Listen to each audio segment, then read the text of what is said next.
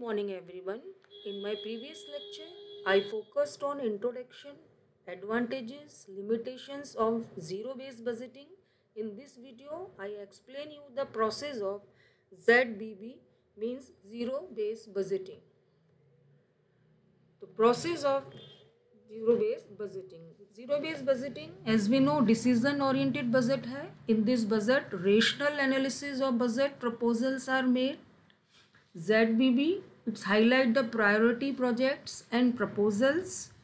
ZBB in the budget estimates for 1996. In ZBB system, the decision unit manager studies deeply on the rationale of new proposal along with review and evaluation of current activities for further continuation year after year or after a particular time interval. इतने सब फ़ायदे होने के कारण हमने देखा government of India उसने भी 1 अप्रैल 1987 से सेंट्रल गवर्नमेंट ने ZBB as adopted by central government departments in 1 April 1987. Government of Rajasthan initiated steps to implement ZBB in the budget estimate for 96-97. इतने सब फ़ायदे और एडवांटेजेस को देखते हुए अब हम देखते हैं इसकी क्या प्रोसेस होती है. तो the procedure of ZBB zero-based budgeting may be classified in 5 steps. First of all, इसका है ऑब्जेक्ट प्रोसेस में हम कंसिडर करते हैं determination of objectives. Determination of objectives का मीनिंग क्या होता है कि जब भी हम कोई प्रपोजल या प्रोजेक्ट स्टार्ट करते हैं सबसे पहले हम क्यों कर रहे हैं, इसका क्या फ़ायदा होने वाला है, इसका मतलब हम हर प्रपोज़ल का ऑब्जेक्टिव डिसाइड करते हैं कि हम ऐसा कर रहे हैं तो इसके पीछे हमारा मकसद क्या है, हमारा ऑब्जेक्टिव क्या है. Objective of the budgeting is the first step in the system of introducing zero based budgeting. The objective may be on cost reduction भी हो सकता है, प्रॉफिट मोटिव भी हो सकता है, drop the project which are beneficial, जो हमारे लिए बेनिफिशियल है उस प्रोजेक्ट को हम अडॉप्ट करते हैं, जो प्रोजेक्ट हमारे लिए बेनिफिशियल नहीं है उस प्रोजेक्ट को हम क्या करते हैं, ड्रॉप कर देते हैं. और ऑप्टिमम यूटिलाइजेशन ऑफ रिसोर्सेज, इसमें हम देखते हैं कि किस प्रपोजल या प्रोजेक्ट से हमारे रिसोर्सेज का ऑप्टिमम यूटिलाइजेशन होगा, तो उसको भी हम अपने ऑब्जेक्टिव्स में कंसिडर करते हैं. देन सेकंड आता है identification of decision unit. Identification of decision unit में हम देखते हैं कि इसके अंदर organisation is divided among decision units. Decision unit क्या होता है, is a tangible activity or group of activity for which a single manager has the responsibility for successful performance. तो इसके अंदर डिसीजन जो यूनिट्स होते हैं उसके वो देख सिंगल मैनेजर की रिस्पॉन्सिबिलिटी होती है कि किस तरह से वो अपनी यूनिट को सक्सेसफुली परफॉर्म करते हैं और किस तरह से वो उसकी लिए ऑब्जेक्ट डिसाइड करते हैं और उस एक्टिविटी को कैसे ऑर्गेनाइजेशन के लिए लाभ पहुंचा सकते हैं, बेनिफिट कर सकते हैं. Each unit decision unit has must be independent to all the units. जो भी यूनिट्स होती हैं वो इंडिपेंडेंट होती हैं, किसी पर डिपेंड नहीं करती हैं. Unfavourable unit can be dropped, इसमें हम जो यूनिट्स अनफेवरेबल होती हैं ऑर्गेनाइजेशन के लिए उन यूनिट्स को वो ड्रॉप भी कर देते हैं. देन डिसीजन यूनिट्स का मैं थोड़ा सा आपको और मीनिंग बताती हूँ. The formulation of decision units, इसमें हम कंसिडर करते हैं object and size of organisation. Organisation का साइज़ क्या होगा, लार्ज है, स्मॉल है, मैन्युफैक्चरिंग है, यानी कि type and nature of the organisation, उनके ऑब्जेक्ट क्या है, फंक्शंस टू बी एग्जीक्यूटेड, वो क्या फंक्शन करने वाले हैं, उनका काम किस तरह से, डिवीज़न ऑफ वर्क कैसे होगा, अवेलेबल ऑल्टरनेटिव्स, उनके पास जो क्या क्या ऑल्टरनेटिव्स अवेलेबल होंगे जिनको ध्यान में रख करके वो अपने ऑब्जेक्ट्स को अचीव करने वाले हैं. देन डिस्ट्रीब्यूशन ऑफ रिसोर्सेज, उनके पास जो भी इनकम है उसका डिस्ट्रीब्यूशन कैसे होगा, किस यूनिट के पास इनकम का बड़ा पोर्शन जाएगा, किस यूनिट के लिए कम मनी की रिक्वायरमेंट है तो उसको हम लेस रिसोर्सेज प्रोवाइड करेंगे. तो distribution of resources different among different units. Then level of decision making of organization, then जो decision making का काम होता है वो organization के पास होता है और वो level पर देखते हैं कि किस level पर हमें किस जो है decision लेना है. Then development of decision package, ये हमारा थर्ड स्टेप है, development of decision package. इसके अंदर this is the most important steps involved in the process of zero-based budgeting. Then after identification of decision units, the manager of each decision unit formulates decision packages. Decision packages में हम क्या क्या consider करते हैं?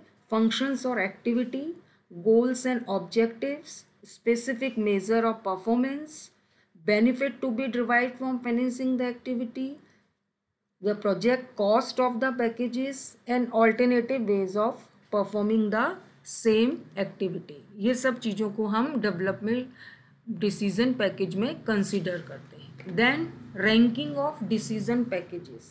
The decision packages after being developed and formulated are presented to the next level of management for ranking purpose. उनको हम rank provide करते हैं, यानी कि ranking implies determining the priorities, कि किसे हमें फर्स्ट प्रायोरिटी पे रखना है, किसको हमें लेस प्रायोरिटी पे रखना है, तो ये रैंकिंग के थ्रू. तो ranking implies determining the priorities among the available decision packages. The objective of such ranking is to put the limited resources at the disposal of the organization to the best use. यानी कि resources जब हमारे पास limited quantity में होते हैं तब हम ranking के थ्रू क्या करते हैं, अपने resources का distribution करते हैं कि किस resources को हमें जो किस प्रोजेक्ट को या प्रपोजल को हमारे लिमिटेड रिसोर्सेज में हमें डिस्ट्रीब्यूट करना होता है. कैसे हम अपने रिसोर्सेज का बेस्ट यूज़ करें, तो उसके लिए वो प्रॉफिटेबल रिसोर्सेज को फर्स्ट रैंक पे रखते हैं और लेस प्रॉफिटेबल प्रपोजल को सेकंड रैंक पे रखते हैं. Thus, ranking of the decision packages in order of priority allows manager at each level of the organization to determine which specific goals and objectives are more important than the others and to allocate limited resources to those important objectives. जो highly हमारे लिए resources profitable हैं उसको हम अपने goals और objectives में priority पर रखते हैं. उसके बाद इसमें हम देखते हैं इकोनॉमिक बेनिफिट एनालिसिस, कि किस प्रोजेक्ट या प्रपोजल से हमारी कॉस्ट सबसे लेस आने वाली है, क्योंकि zero based budgeting is totally based on cost benefit analysis, कि किस प्रपोजल से कॉस्ट लेस आने वाली है और हमें बेनिफिट ज़्यादा होने वाला है. तो हम जो इसका एनालिसिस करने के बाद ही जो है डिसीजन पैकेज को डिसाइड करते हैं. तो decision package is rank keeping the following fact. जब भी हम डिसीजन रैंकिंग डिसाइड करते हैं तो इसमें हम कई चीज़ों को कंसिडर करते हैं. नेसेसिटी ऑफ इंट्रोड्यूसिंग प्रोग्राम, कि हमें जो हम स्टार्ट कर रहे हैं इसकी क्या आवश्यकता है हमारे लिए. Economic benefit analysis relating to the programme, operational feasibility of introducing the programme, then study of risk involve in the programme, कि किस प्रोग्राम को हम स्टार्ट कर रहे हैं उसमें रिस्क फैक्टर कितना ज़्यादा है या रिस्क फैक्टर किस में कितना है. तो लेस रिस्क वाले को हम प्रायोरिटी रैंक में रखते हैं और हायर रिस्क वाले को हम लेस प्रायोरिटी पर कंसिडर करते हैं. तो rank is given on the principle higher the profit and higher the rank and lower the profits consider the lower the rank. Then allocation of resources and preparation of budget. The last step in zero-based budgeting process is to allocate the limited resources of the organization to different decision units on the basis of the consolidated ranking of decision packages. So, इसके अंदर once top management has consolidated ranking of decision packages, a cutoff point is established for accepting packages based on funds available. यानी कि जो funds available हैं उसके according हम क्या करते हैं, इनकी डिसीजन जो है उसको कंसिडर करते हैं. यानी कि हम इन अदर वर्ड्स हम ये भी बोल सकते हैं कि after ranking process started from the lowest level of organization where the decision package is formulated. At first, each decision unit evaluates relative importance of his activities. Then ranked decision packages are presented to the next higher organization level. और उसके बाद हम limited resources को different use में distribute करते हैं, decision packages approve करते हैं, रिसोर्सेज एलोकेटेड करते हैं फ्रॉम द अबव. After उसके बाद from the above analysis, the packages above the cutoff points are selected and funded. The packages below the cutoff point are rejected, but review of these packages may be essential before their rejection. So with the review of these packages may be essential with the point of view that their rejection does not block the efficiency of the organization. If it is essential to accept any package below the cutoff point, then cutoff point may be changed. So following are the 5 steps of resources. So from the above analysis, it is clear that in ZBB techniques, the identification of decision units is done at the top management. जो भी decision लिए जाते हैं वो top management level पर लिए जाते हैं, और decision package are formulated at the lowest level of management, and the process of ranking is completed at the top level. यानी कि काम जो करते हैं वो सारा लोअर लेवल जो डिसीजन का काम वो टॉप मैनेजमेंट पे होता है, लोएस्ट लेवल पर उसकी प्रोसेस को इम्प्लीमेंटेड किया जाता है, और फिर फाइनली जो डिसीजन होता है वो टॉप लेवल मैनेजमेंट के थ्रू जो है किया जाता है. यानी कि डिसीजन मेकिंग का जो काम होता है वो होता है हायर लेवल ऑफ मैनेजमेंट के ऊपर. तो before we conclusion our ZBB मैं आपको बताऊं डिसीजन यूनिट क्या होता है. मैं एक बार फिर से आपको बताती हूँ. Decision unit is a tangible activity or group of activity for which a single manager has the responsibility for successful performance. जो भी एक्टिविटी होती है उसके एक सिंगल मैनेजर जो होती है, हर यूनिट के अंदर एक मैनेजर्स को सिंगल रेस्पॉन्सिबिलिटी दी जाती है, और उस यूनिट के लिए वही जो मैनेजर होते हैं वो रेस्पॉन्सिबल होते हैं और उनकी सक्सेसफुल परफॉर्मेंस के लिए. और जो डिसीजन पैकेजेस होता है वो क्या होता है. डिसीजन पैकेज का मतलब it's a budget request. Decision package is a budget request which should contain various aspect of the activity. तो इस तरह से जो बजट बेस होता है वो ज़ीरो बेस बजट जो होता है वो अपना इस प्रोसेस के थ्रू वो अपना काम करते हैं. सो यदि हम इसको इंडिया के अंदर देखें, there is a serious and urgent need to control non productive expenditure in India during 90 due to modification of ZBB process to suit the needs and condition prevalent in India. इसके अंदर कुछ suggestions जो हैं इसके implementation के लिए India के reference में दिए गए हैं. यदि हम उन सजेशंस को अडॉप्ट करते हैं तो ये प्रोसेस जो है हमारी सक्सेसफुल फंक्शनिंग करती है.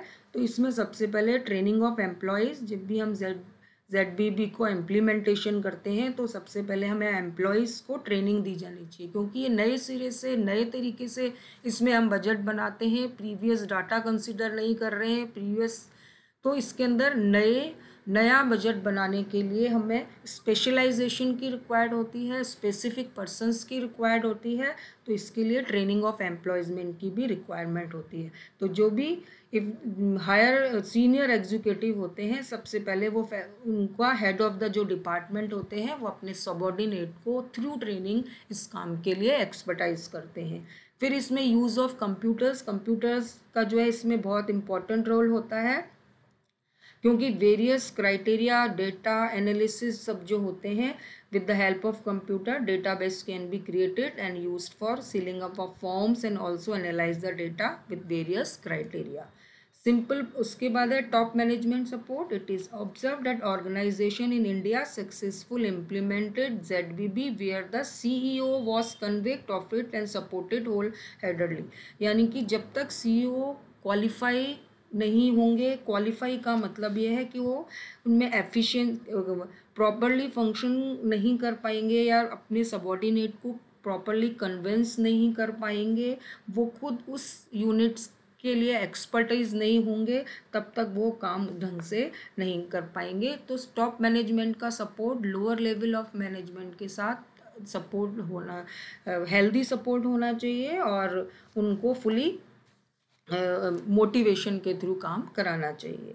उसके बाद लास्ट है इसमें ZBB is a view process. It is moot point whether ZBB implemented every year for all departments. The opinion is divided. कई लोग कहते हैं कि इसको हम every year ZBB को कंटिन्यू करें, ये कंटिन्यूस प्रोसेस है तो हर साल हम नए तरीके से बजट बनाएं, 3 साल से बनाएं, 4 साल से बनाएं। तो ये इसमें अभी जो है एवरी ईयर जो है ये इसमें एक तो ओपिनियन ये है कि डिफरेंट लोगों की इस बारे में डिफरेंट ओपिनियन है और उनका कहना है कि ZBB की जो प्रोसेस है it depends upon the stability of programme carried out by the organisation. तो if the organisation are stable, these can be reviewed once in 3 to 4 years or elsewhere there are change in the business conditions and priority of objectives in the organization। यानी कि organisation के objectives और organisation की business conditions के according ये decide किया जाता है कि इस प्रोसेस को हम हर साल कंटिन्यू करें या रिव्यू हम इसका 3-4 साल में एक बार करके इसका इम्प्लीमेंटेशन करें।